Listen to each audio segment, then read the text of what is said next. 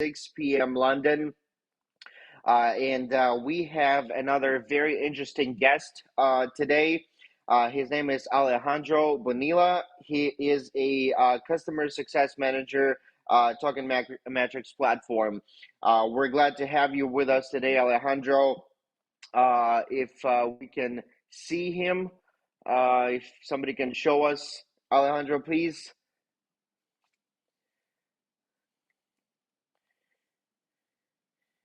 Elena, yep.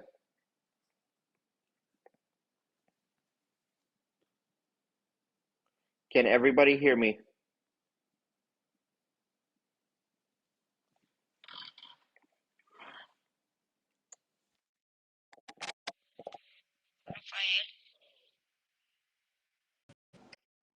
Can everybody hear me now? Okay, perfect. Let's invite Alejandro to our stream.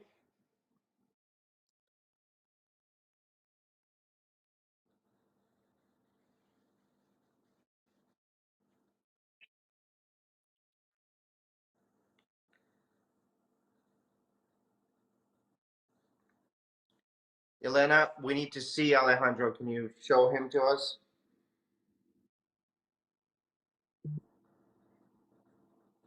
Надо включить гостя. Hey, how's it going? Finally, Alejandro, if you could, yeah, very, very good. I just wanted to ask you, if you could. I always ask our guests about how you personally, how you got into crypto. What was your first, steps? What made you interested in, this topic, and how everything happened? If you give us a couple of words on that.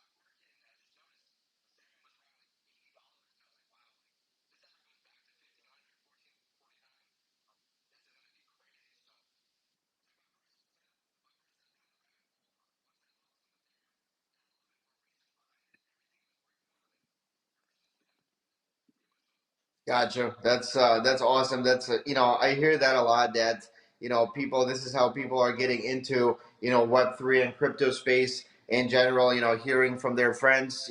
Somebody's made shit ton of money on some coin, and other friends are getting interested in it. I was it's kind of similar to me too.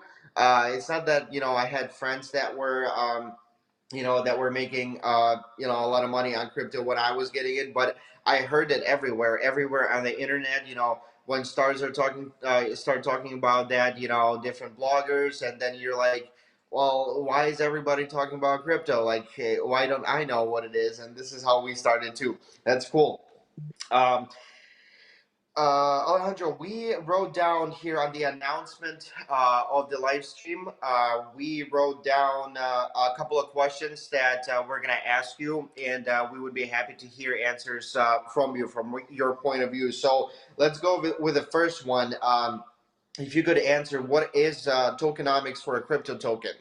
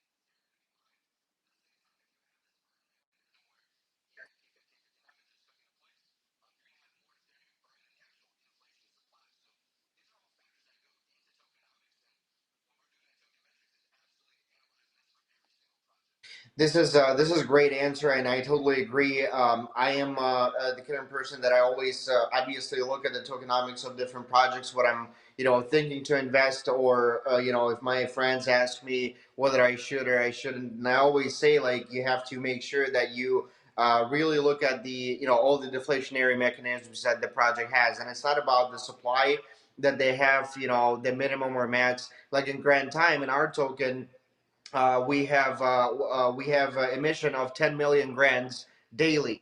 Okay, so this whole supply, like if you take Bitcoin, there's a certain amount in a certain period of years. We did the same thing, but for one day. So this whole process goes in one day, and then the next day starts over. But when people are doing different gig tasks or buying tokens and they're earning them during the day, there's only 10 million in the day that the whole community can get. And if they're doing tests and stuff, we are burning those tokens that are circulating. So basically we have many deflationary mechanisms inside of the platform and for our token. And I always explain to people that this is what is controlling the price. And if they're saying, well, if it's not, if there's no limit, then like how is it not going to go down? Or and I always explain like there is a limit, but it's not. It's in one day.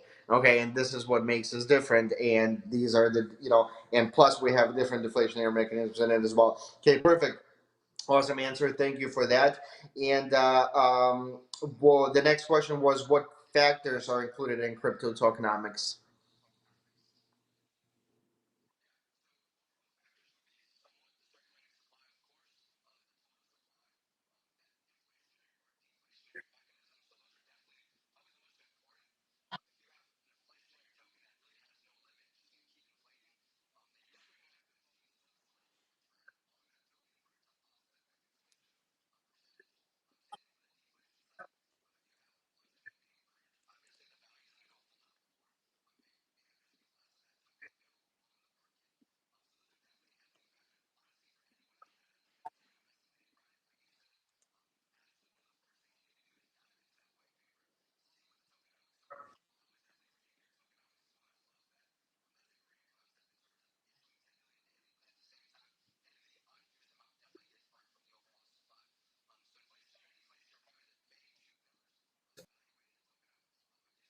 Right.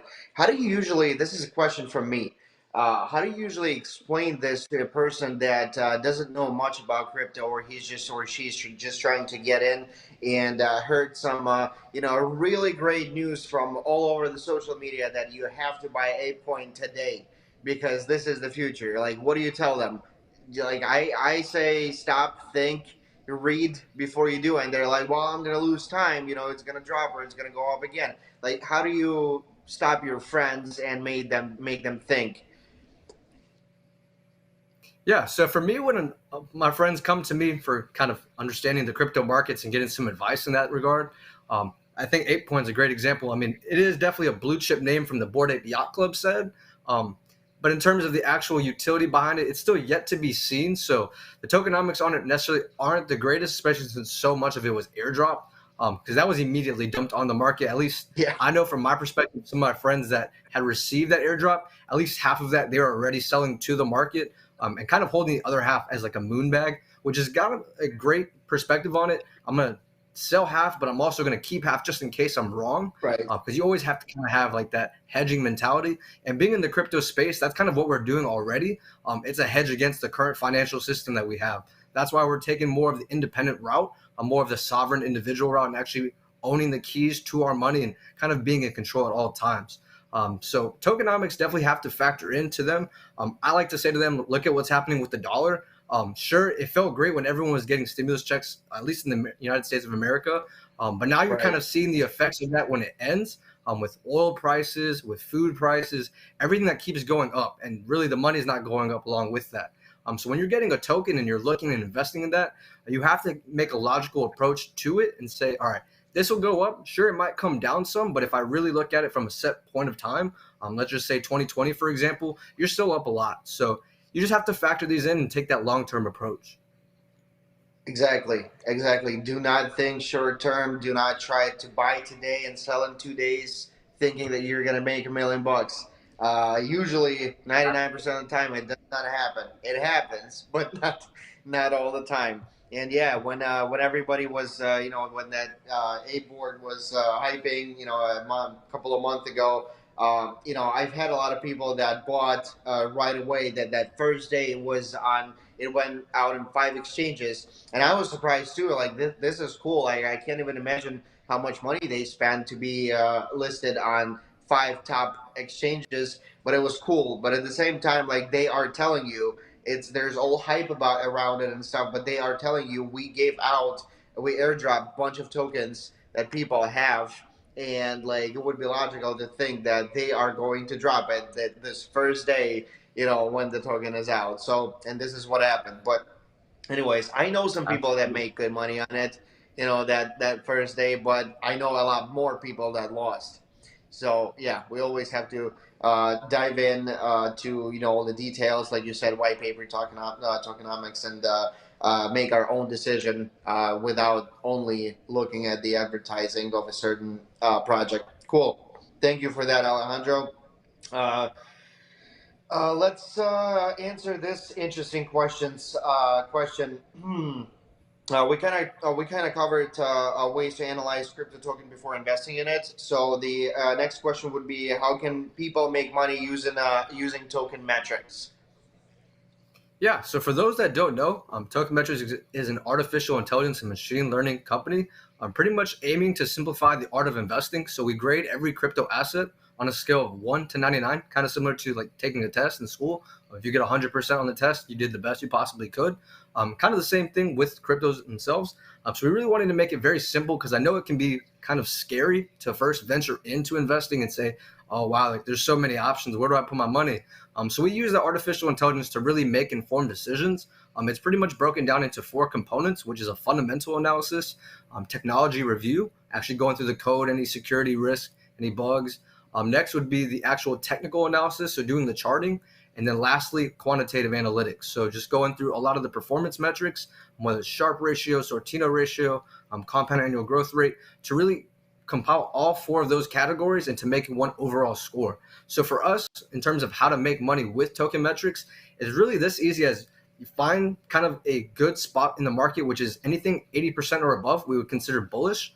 So when a coin first becomes bullish, we would go ahead and purchase that asset, and you kind of just let the AI do the work from there because incrementally the price will go up based on that high score. And then as that score starts to decrease, whether it's 5% decreases or 7% decreases, you actually look to start deleveraging from that position.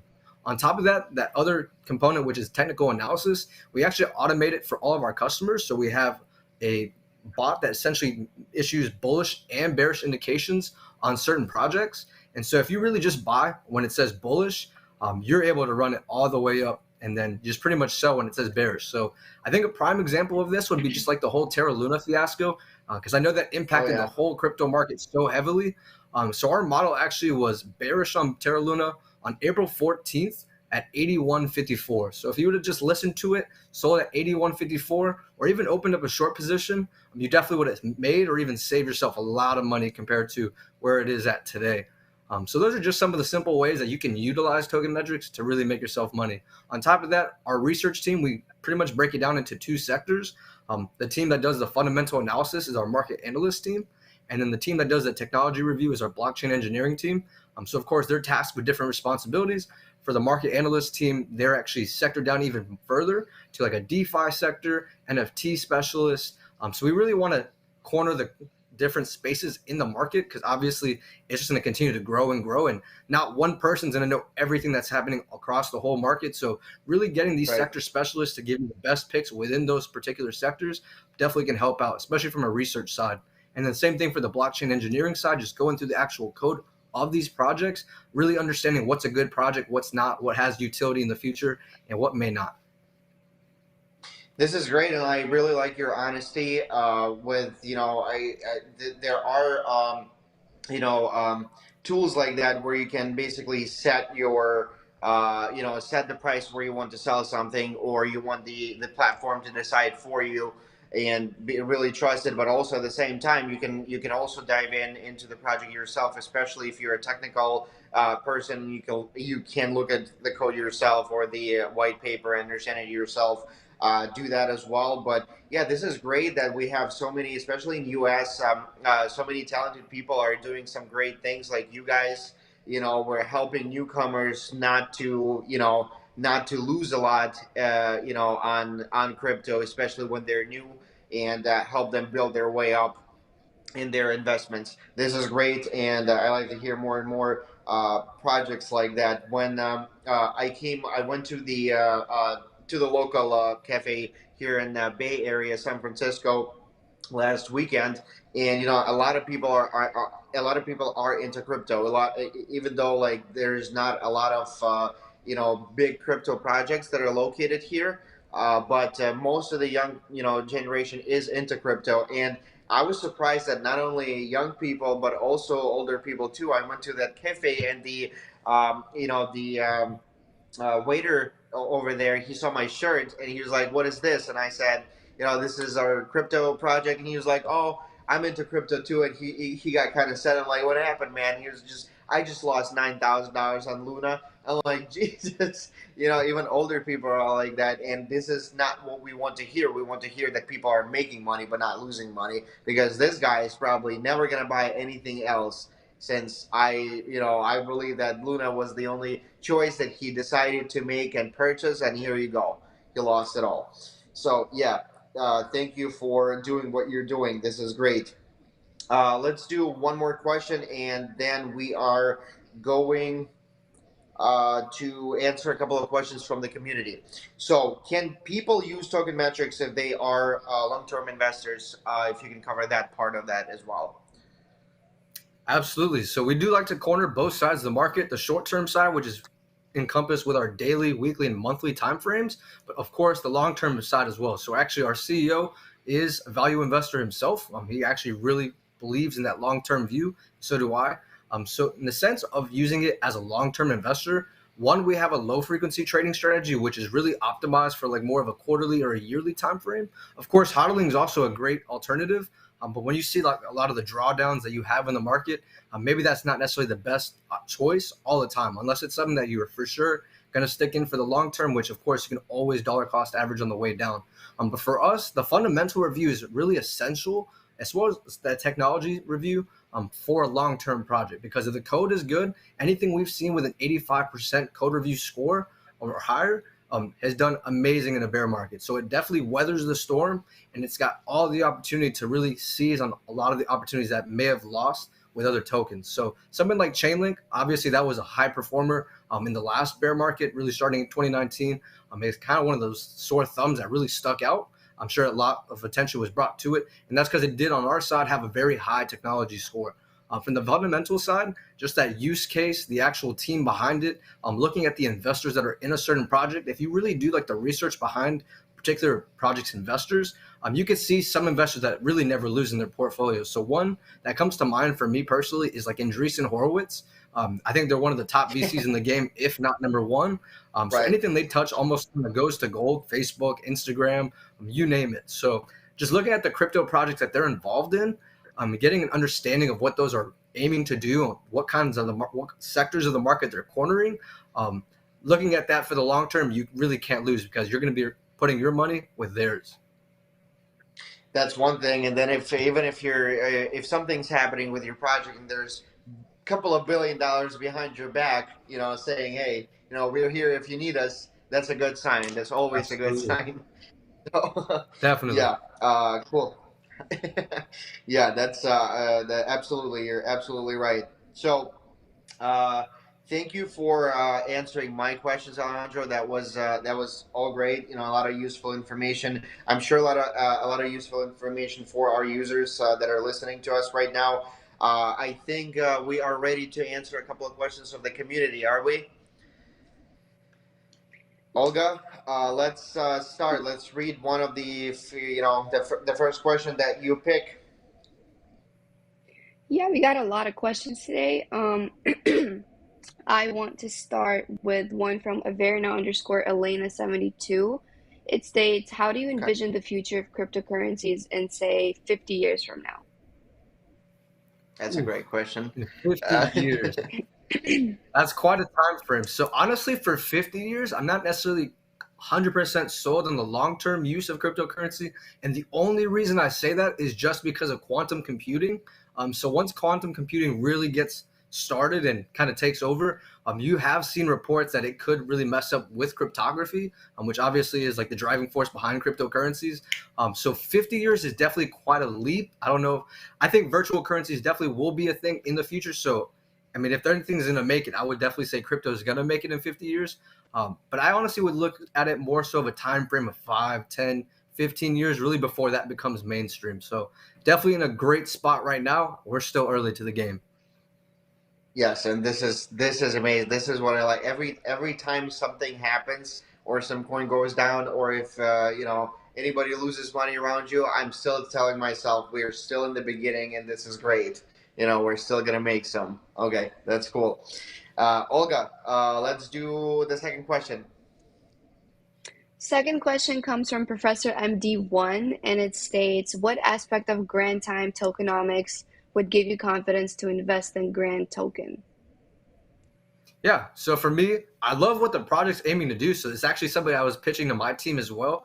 In terms of when we're doing surveys, really utilizing that tokenization aspect of, hey, you're going to be earning tokens for completing these tasks. So that's something I definitely like from the tokenomics perspective. That deflationary burn each day, I think, is actually a really bullish catalyst. Once you're burning so much, you're really lowering the supply. So if there's not going to be too much available on the market, and that's really being controlled, then you're definitely going to see an asset that's going to keep going up over time.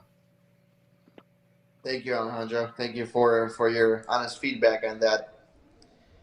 And I think we're going to do one last question, and we're going to be wrapping up.